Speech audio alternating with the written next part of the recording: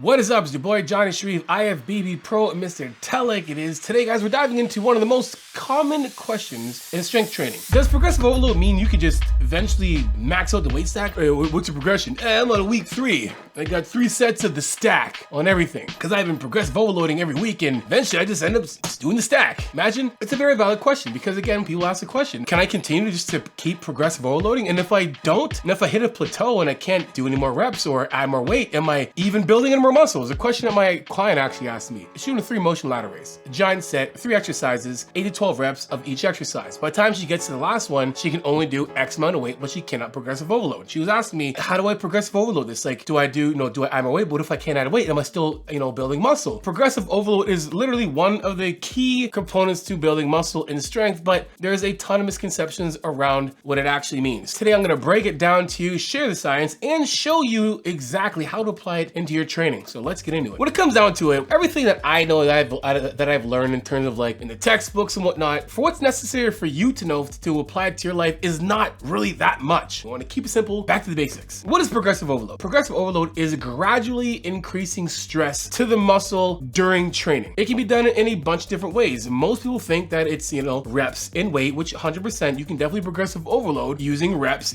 adding reps on a week-to-week basis, eventually adding weight. But there's other ways we can progressive overload. We can progressive overload, obviously, like I said, with weights and reps. We can progressive overload by slowing our form down. That could be a longer negative with a longer concentric or positive. It could be a longer stretch in the lengthening part of the lift, and it could be a longer, pause at the peak contraction, or just overall improving your range of motion. Those are different ways of progressive overload. But when it comes down to it, it's not about just stacking the weight. You should get your mind off just thinking about adding weight every single time. Research shows that hypertrophy, which is basically muscle growth, can happen across a wide ranges of loads. So thinking that you have to always train super heavy is quite redundant. Now you can find that actually, like Brad Schoenfeld's study in 2017, they basically found that more reps can be almost, or if not just as effective as lifting heavy weights. Now, there's a caveat to that. You can't just sit there and lift a bunch of light weight. That's a misconception. It's thinking that, okay, now I'm gonna grab a really light load and we're gonna lift it for 100 reps and we're gonna get the same amount of tension as if I lifted something that was close to 70% of my 1 rep max. So there's gotta be a sweet spot in terms of load and a rep. That means maxing out isn't the only path to gains, and repping till the cows come isn't either. Now, before we dive any deeper, if you're looking for personalized guidance to level up your fitness journey, you're at the beginning of your fitness journey, or you're already made some great progress and you're just stuck, guys, check it out. Hit the link in the description below for my online coaching. Fill that application, jump on a 15-minute video call with myself, and we'll go over your goals and see what we can achieve together. And I still got my special on for 5 months for the price of 4. Whether you're new to the gym or looking to break through plateaus, I've got you covered. Let's get back into it. All right, guys, so we're in the lab and I want to give you guys a better understanding of how we can use progressive overload in different ways than just adding weight. A couple things we can do. Your basic. Now, right now I have 50 pounds on my stack and I'm gonna do bicep curls.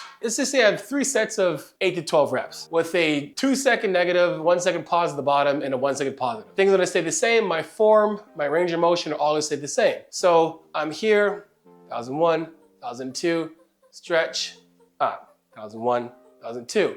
So we're gonna keep doing this and I want you to watch some things, right? Now, right now, my range of motion stays the same, my tempo stays the same, and that's what I'm gonna use to give me an idea if I should progressive overload. So if I continue all the way up to the top of my set and I get to the end and you see that my rep speed isn't changing. The negative is still very manageable. My concentric is still coming all the way up with speed. I'm at the end of my rep and right now it's pretty manageable. Let's just say that was my last set. I can say, hey, you know what? I can add some weight. But do I need to add weight? Well, not necessarily. I can change a couple of variables without actually adding weight that will give me more tension. And how do you do that? Well, simple. Now I'm not gonna rest a full amount of rest, but what I can do is basically, I can slow my tempo down a little bit. I can slow down the negative even more, or I can slow down the concentric or the positive even more. You're probably wondering, how long do I do that until it becomes useless? When it comes down to it, your rep length can be anything between 2 to 8 seconds, and it'll be optimal. Anything more than that is just basically redundant. So we don't want to continue, so we're doing a 10-second rep. That just doesn't make any sense. So when you think about it, if we continue to increase the rep until we get to the point where it's like, now it's time to actually add weight, that makes more sense. So to give you an idea what that looks like, and for myself, I'll never do anything more than about a 3-second negative. Maybe 4 sometimes, but 3-second negative is all you need. And if I want to change my concentric, 2 seconds. So what does that mean? This is what it looks like. Same thing, we're gonna go up to 1001, 1002, squeeze, 1, 2, 3, down.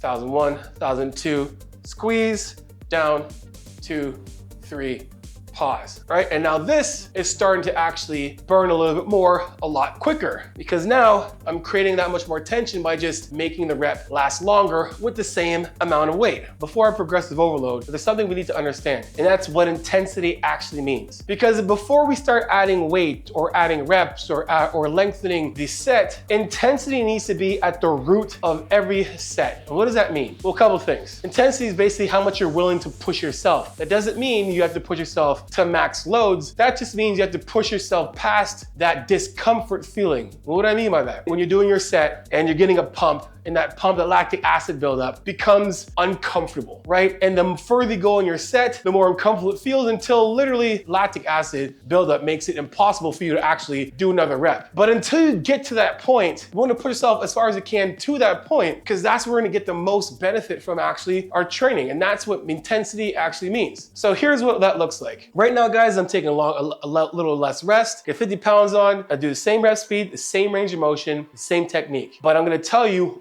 when that pain starts to go from basically not that much to a 10. And I want you to see something. I want you to watch my rep speed, watch my range of motion, watch my technique. Here we go.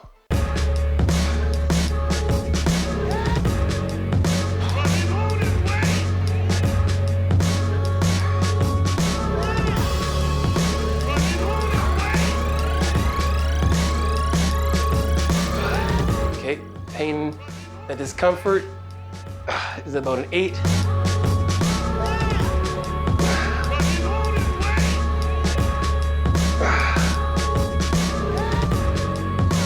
a 10. And it's getting worse, so it's at its max in terms of discomfort.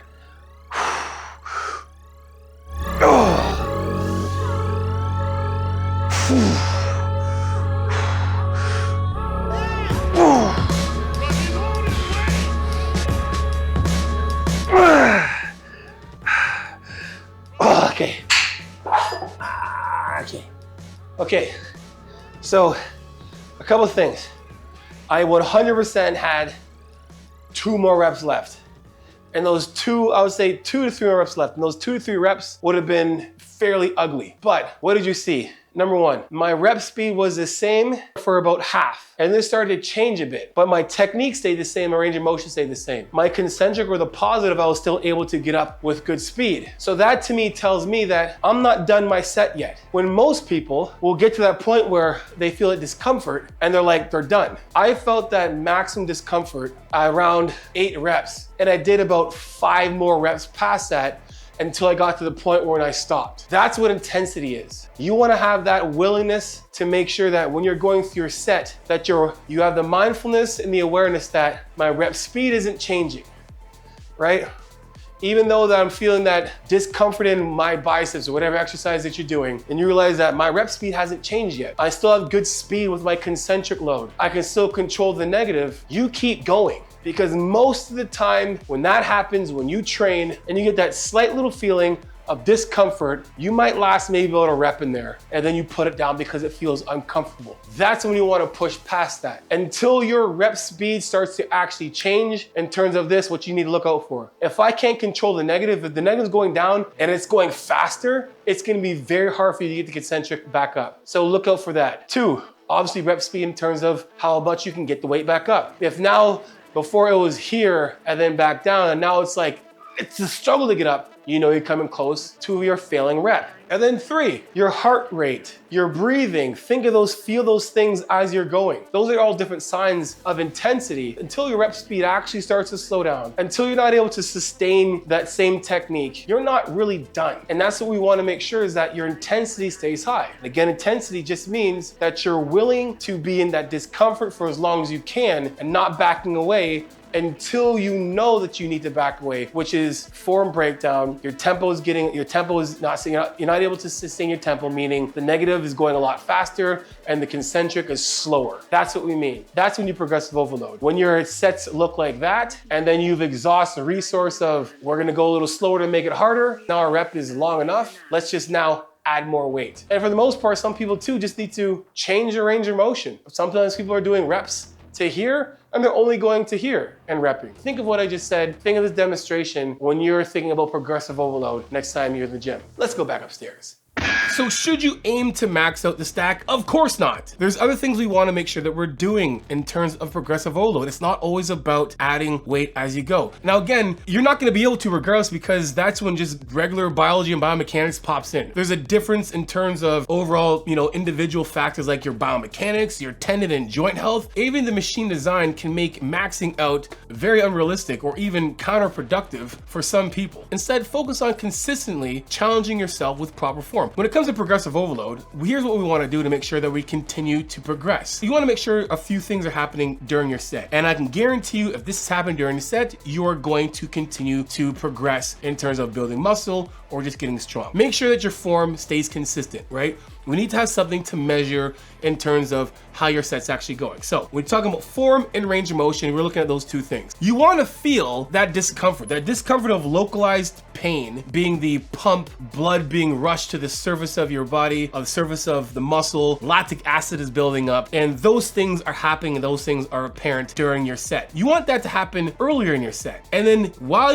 that's happening, you're continuing to keep that tension as high as you possibly can. You're almost like playing chicken with yourself. You're like, who's gonna stop first? Your willpower or the little weakling inside you? It's like, stop the pain, I don't wanna do it anymore. I'm just joking, but you get what I'm saying. You wanna make sure that those sets are intense, that you're feeling that localized discomfort in whatever muscle group that you're training, and then you're looking at yourself probably in the mirror or whatever, or just being self-aware and seeing that during your set, I'm feeling discomfort, this kind of sucks right now, but my form hasn't changed and my rep speed hasn't changed. Put it this way, if I'm doing 20 reps and I do 20 reps and I'm doing, say, ladder raises, and each rep is the same speed from the first rep to the last rep, you're not getting much work done. It's not that intense. You should be aiming for your sets to actually break down in form, and then break down in terms of like your ability to consistently keep the same tempo. The first rep to the last rep, you should see your rep speed speeding up or even slowing down in terms of you can't control the negative as good as you could in the first rep, or the concentric at the end is getting harder to achieve. Again, when it comes down to it, if you're training to intensity, being able to sustain the negative should not be able to happen. You shouldn't be able to keep the same negative in terms of, like, let's say this, 1001,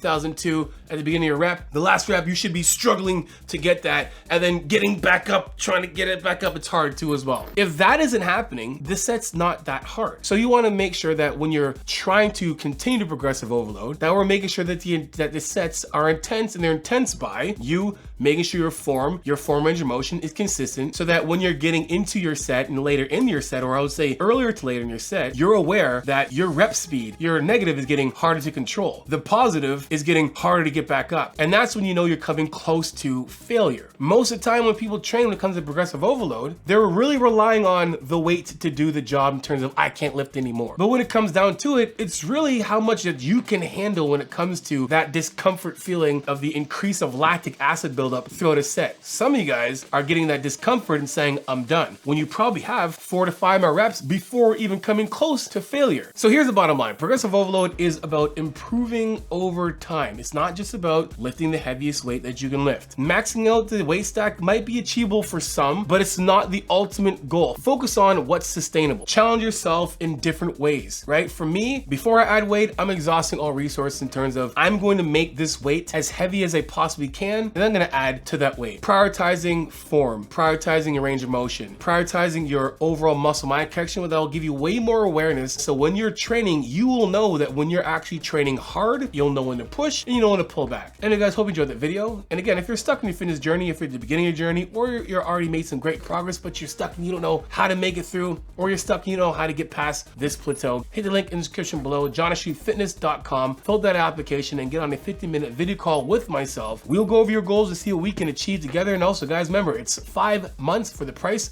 of 4. And guys, use my code Johnny10 for 10% off BlueStarNutraceuticals.com. And guys, head over to my site, jonashreve.com, and grab yourself ebooks, training splits, beanies, the works, and so much more. And guys, you know how it is. Iron sharpens iron. Progressive overload your life. In the meantime, keep dream chasing. Peace.